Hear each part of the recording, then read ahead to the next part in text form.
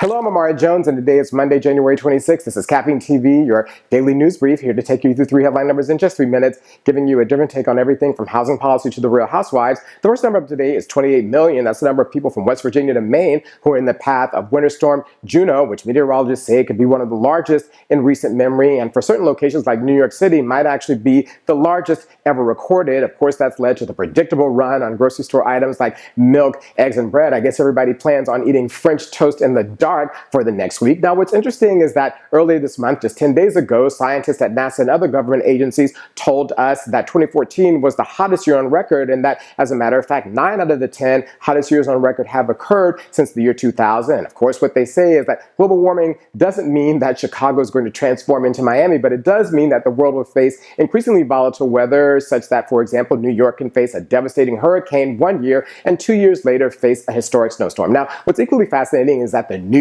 chairman of the Senate Environment Committee, James Inhofe from Oklahoma, who's a Republican, took to the Senate floor last week to say that global warming was a, quote, hoax, close quote, and said that the idea that 7 billion human beings burning coal and driving hundreds of millions of cars having an influence on the environment was ridiculous. Well, that just brought to mind, to me, what many Caribbean mothers tell their children that all who do not hear must feel. The next number of today is 1.2 million. That's the population of the northeastern Nigerian city of Maiduguri, and it's the latest sign, as we've spoken about here before, that Boko Haram is on the march. Of course, Boko Haram is the organization which massacred 2,000 people in another northeastern town earlier this year, and of course kidnapped 200 girls last year, leading to the Bring Back Our Girls hashtag. Now, Maiduguri is the capital of the northeastern Nigerian state of Bono, over which Boko Haram hopes to gain control and use as a base of operations to perhaps become West Africa's version of ISIS, and they attacked it over the weekend. And also over the weekend, Secretary of State John Kerry arrived in Nigeria to press that government to make sure that elections there next month are free, fair, and open. The concern is that given Nigeria's spotty democratic and human rights records, that it won't be. And as a matter of fact, as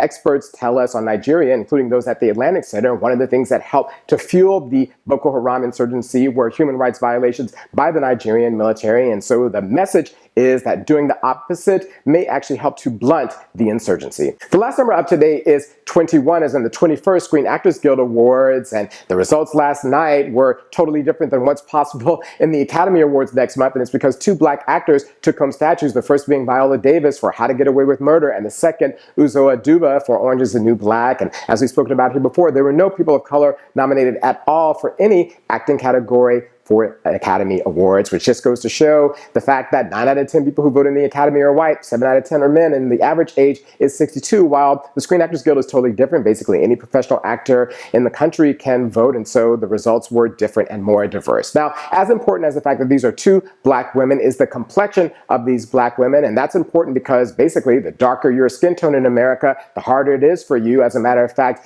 dark-skinned girls are 3 times more likely to be suspended from school than light-skinned girls. And so the win last night of these 2 dark-skinned women is key because it underscores the point that all of us are human.